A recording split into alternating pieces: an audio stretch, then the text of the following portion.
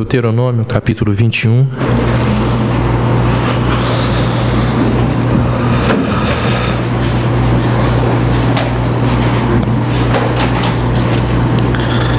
Deuteronômio 21, a partir do verso 18. Se alguém tiver um filho, contumaz e rebelde, que não obedece à voz de seu pai e à de sua mãe, e ainda castigado não lhes dá ouvidos, seu pai e sua mãe o pegarão e o levarão aos anciãos da cidade à porta e lhes dirão: este nosso filho é rebelde quanto mais, não dá ouvidos à nossa voz, é comelão e beberrão. Então todos os homens da sua cidade o apedrejarão até que morra. Assim eliminarás o mal do meio de ti. Todo Israel ouvirá e temerá. Na Roma antiga existiam banquetes superabundantes. E era tanta comida que as mesas elas vergavam com o peso dos alimentos. Nessa mesma reunião, após comerem desenfreadamente, os senadores romanos eles vomitavam e voltavam para comer de novo. E conta a história que alguns desses senadores tinham vários escravos, e um desses escravos eles tinham a única função de andar à sua frente, mas de costas, para segurar-lhes a enorme barriga.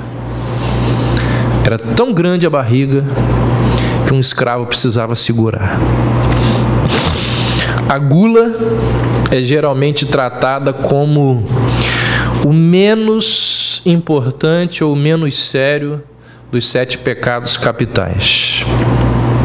C.S. Lewis, no seu livro Cartas do Diabo ao Seu Aprendiz, aquele livro que conta um diabo experiente ensinando ao sobrinho como infernizar a vida dos cristãos, ele disse assim: uma das grandes conquistas dos últimos 100 anos foi amortecer a consciência humana sobre este assunto, de maneira que hoje você dificilmente ouvirá um sermão, dificilmente encontrará uma consciência perturbada por causa da gula em toda a extensão da Europa. Nós cristãos condenamos os que bebem, mas não falamos nada dos que comem. Tomás de Aquino ele disse que a gula é a busca desordenada pelo prazer que o corpo pode oferecer. Ou seja, o glutão não é apenas o sujeito que come muito. Glutão é aquele que busca desenfreadamente qualquer tipo de prazer. Ou seja, o materialista e o consumista também são glutões.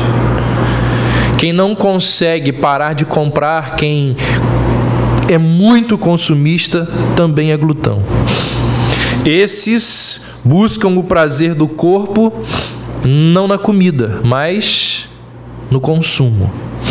O glutão tradicional, ele peca quando come além do necessário. Esse outro tipo de glutão peca quando compra além do necessário. Então é muito possível a pessoa ser magrinha, não gostar muito de comer e ser um glutão, quando compra além do necessário, porque, como diz Tomás de Aquino, a gula é a busca desordenada pelo prazer que o corpo pode oferecer. Pessoa extremamente preguiçosa, também é glutão. É glutona. O problema da obesidade é um problema seríssimo da nossa sociedade. E eu listei aqui algumas estatísticas que mostram e que comprovam essa verdade. Primeiro, todos nós nos preocupamos demasiadamente com o peso. A maioria por uma questão estética e uma minoria por questão de saúde. Uma minoria ainda menor por estética e saúde ao mesmo tempo. Mas é raro alguém que não tenha essa preocupação. Todos nós. Segundo, a gula ela gera discrepâncias absurdas e malignas. Por exemplo, na Inglaterra, atualmente, pesquisa desse ano, 30 mil pessoas morrem por ano. Ou seja, a pesquisa que foi feita saiu esse ano, mas referentes aos anos anteriores. 30 mil pessoas morrem por ano por causa de doenças causadas pela obesidade. 23% da população é obesa e 52% está acima do peso. Nos Estados Unidos, 30% das pessoas são obesas e 35% está acima do peso. Nesse mesmo planeta, 3 bilhões de pessoas vivem com menos de $1 por dia. Nesse mesmo planeta, todo ano, 1.700.000 crianças morrem por doenças geradas pela fome. Ou seja, a cada 20 segundos uma criança, amada pelos seus pais, morre por causa da fome. Desde que a gente entrou aqui nesse auditório e começamos a participar desse culto, dezenas de crianças já morreram por causa da fome.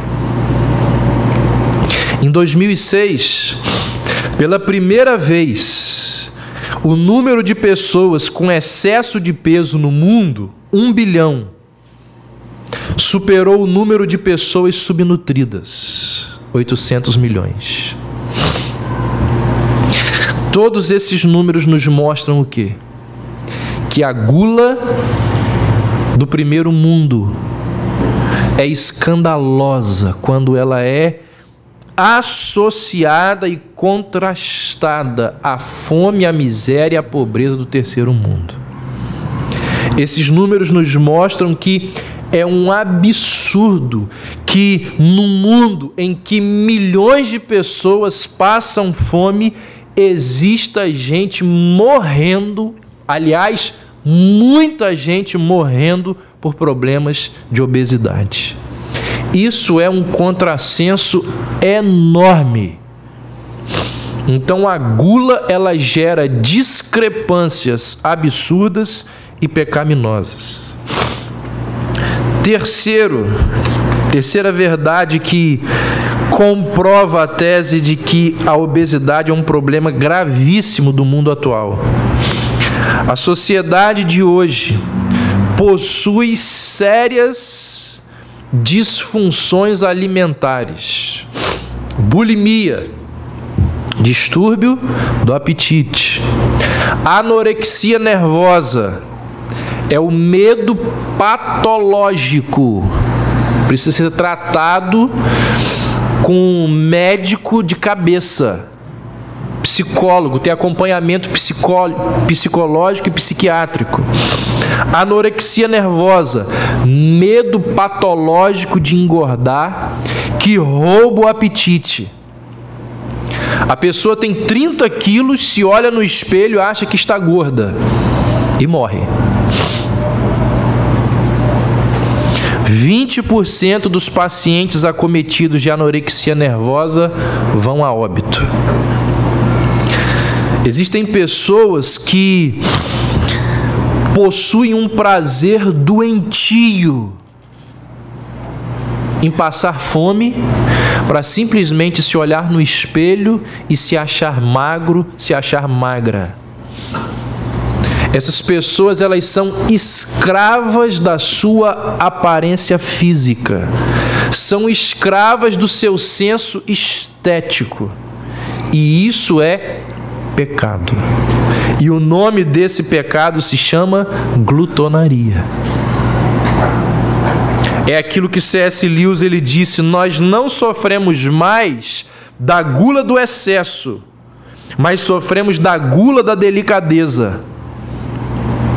Ou seja, a glutonaria moderna, ela não é observada apenas no tamanho das nossas barrigas, não apenas na pressão alta, nos fígados envenenados, nos narizes enormes e no mau hálito. A glutonaria moderna, ela é observada naqueles que doentiamente vigiam o seu comer e o seu beber. É gente que vive de dieta. 340 dias por ano em dieta. Gente que vive tomando remédio.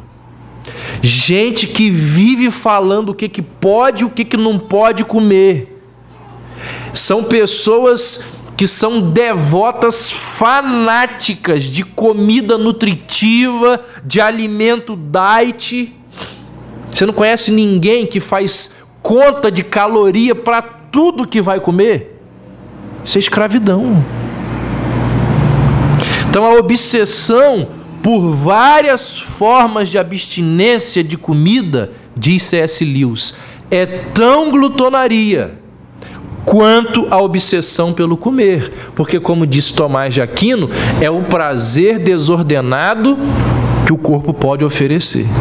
E isso acontece pelo fato de que a glutonaria distorce, então, essa forma correta do ser humano se relacionar com o seu corpo.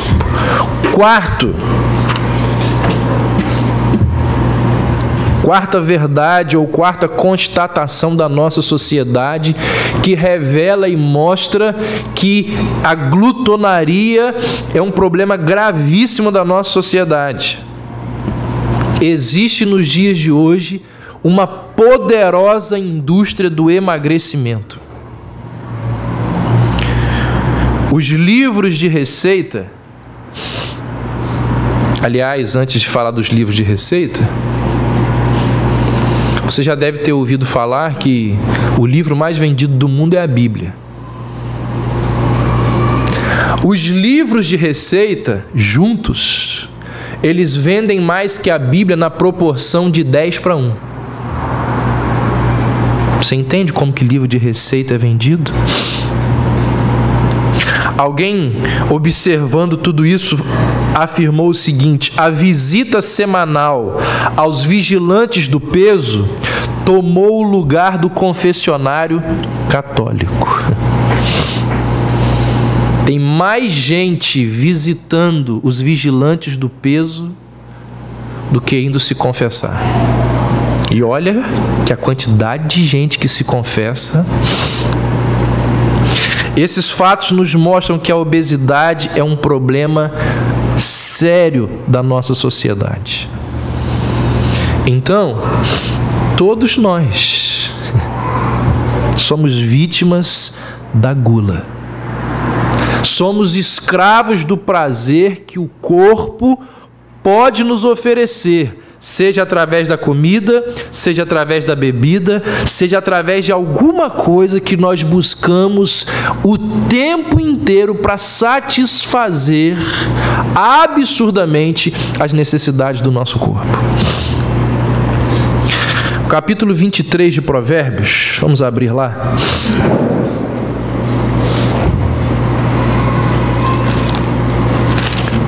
Tem algumas coisas bem interessantes a nos dizer sobre a gula. partir do verso 5: porventura fitarás os olhos naquilo que não é nada? Pois certamente a riqueza fará para si asas, como a águia que voa pelos céus. Não comas o pão do invejoso, nem cobices os seus delicados manjares. Porque como imagina em sua alma, assim ele é. Ele te diz: come e bebe, mas o seu coração não está contigo. Vomitarás o bocado que comeste, e perderás as tuas suaves palavras. Até aí. Esses versos nos mostram algumas consequências da gula. Por exemplo, no verso 7, o autor sagrado nos diz que os glutões estão em má companhia. Verso diz assim: ele te diz: come e bebe, mas o seu coração não está contigo. No verso 5, diz que uma das consequências da gula é a ilusão e o vazio. Fitarás os olhos naquilo que não é nada? Frustração e culpa, verso 8: vomitarás o bocado que comeste. E ainda diz que acontecerá a perda do juízo, perderás as tuas suaves palavras. Verso 19: ouve, filho meu, e sê sábio, guia retamente no caminho o teu coração. Não estejas entre os bebedores de vinho, nem entre os comilões de carne, porque o beberrão e o comilão caem em pobreza, e a sonolência vestirá de trapos o homem. A Bíblia utiliza aqui a figura do comilão e do beberrão como ícones daquele cara que é um bonachão, aquele sujeito empanturrado, entregue à preguiça lá, que se despeja no sofá. A Bíblia diz: acabarão na pobreza. A sonolência vestirá de trapos este homem. É alguém que vive dormindo o sono da digestão. Verso 29: para quem são os ais, para quem os pesares, para quem as rixas, para quem as queixas, para quem as feridas sem causa e para quem os olhos vermelhos? Para os que se demoram em beber vinho, para os que andam buscando bebida misturada. Não olhes para o vinho quando se mostra vermelho, quando resplandece no copo e se escoa suavemente, pois ao fim morderá como a cobra e picará como o basilisco. O que Salomão está dizendo aqui, gente, em Provérbios, eu penso que é um passo a mais daquilo que foi dito lá em Deuteronômio. Deuteronômio, texto que nós lemos no início, diz assim: se você encontrar um comilão e um beberrão, leve-o aos líderes da comunidade. Eles vão exercer o julgamento e vão autorizar o apedrejamento. E aí o mal vai ser extirpado. Aqui em Provérbios, o comilão e o beberrão, eles mesmos se expõem a um apedrejamento. É como se ele próprio se apedrejasse. A figura de Salomão não é a figura lá de Deuteronômio, não é o apedrejamento. A figura que Salomão usa é a figura da cobra peçonhenta. O resultado do apedrejamento é a morte. E o resultado da picada da cobra peçonhenta também é a morte. A diferença entre Deuteronômio e Provérbios é que o apedrejamento de Deuteronômio foi exercido por terceiros, como consequência e resultado de um julgamento. O glutão de Provérbios, ele mesmo se impõe o juízo, ele mesmo se mata aos poucos. Ele se expõe a sofrimento desnecessário. É ele que toma o veneno que o mata. Esse veneno, diz Salomão, verso 31, se mostra vermelho e resplandecente no copo, ou seja, é uma coisa que atrai, é uma coisa que seduz. Como diz a propaganda, desce redondo, encaixa direitinho com o nosso prazer. A outra concorrente lá diz que escoa suavemente e mata. No fim, picará como a cobra e como o basilisco morderá. Então essa é a principal razão pela qual a Bíblia nos adverte contra a gula. Este entregar-se e ir empanturrando-se até que de tão empanturrado morre, mata-se. Está passando uma série na Globo, ou está passando novamente, porque tempos atrás já passou, Saramandaia. Não sei qual vai ser o desfecho agora, mas a versão anterior, a Dona Redonda, ela explode. Como que ela explode? De tanto comer. No final da novela lá do coisa, aliás, você não deve ver, você já sabe. É irônico. Pessoal, foi uma ironia, mas tem uma mensagem por trás. E os sábios conseguem enxergar.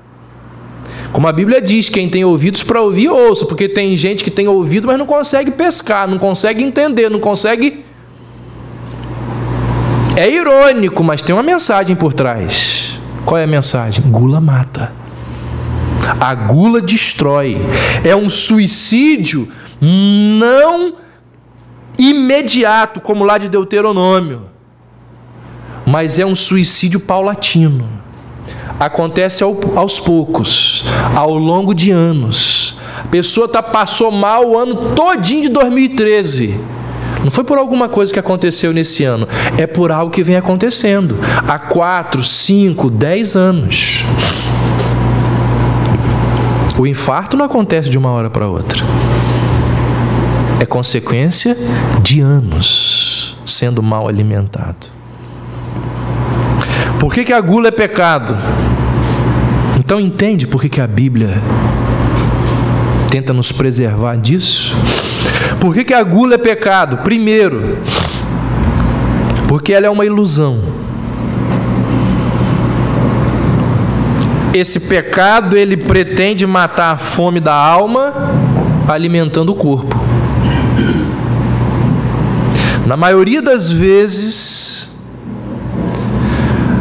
as pessoas comem demais para compensar o vazio emocional. Isso é ilusão. Segundo a Associação de Distúrbios Alimentares, tem lá um site, se quiser olhar. Associação de Distúrbios Alimentares. Segundo essa associação, baixa autoestima, relacionamentos familiares, problemas com amigos, problemas no trabalho, problemas na faculdade, perda de entes queridos, falta de confiança, abuso sexual, fim de um relacionamento, todos esses fatores levam, e vários outros, levam as pessoas a comer mais do que o necessário.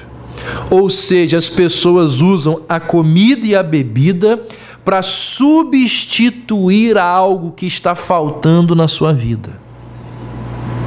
Usam o alimento para trazer um conforto quando está sozinho, solitário, sem ajuda. Usam o alimento para aliviar uma dor, uma frustração, um problema, uma decepção, um desconforto. E quando esse desconforto, esse problema dura meses, o negócio é complicado. Usam a comida para preencher um vazio. Vazio esse que, diz a Bíblia, é impossível de preencher com comida. Essa é a grande ilusão. Comer em demasia nunca compensa. Por quê? A barriga está cheia, mas o coração está oco. O que muita gente não consegue entender é o fato de que não é possível compensar o vazio emocional com comida. Não é possível controlar ansiedade com açúcar. Existe uma ansiedade que é problema da alma, não é desequilíbrio químico, não é falta de serotonina que deixa algumas pessoas depressivas, é a sua alma, é a sua náusea existencial. E não existe chocolate no mundo que resolva a náusea existencial. Chocolate colabora com o nível de serotonina, mas não colabora para resolver o problema da náusea existencial. Então, comer muito é se tornar vítima de uma ilusão. É querer resolver a ansiedade, a culpa, o medo, os problemas na porta da geladeira. Isso é uma ilusão. E tem mais uma coisa. Uma vez na boca, para sempre no quadril.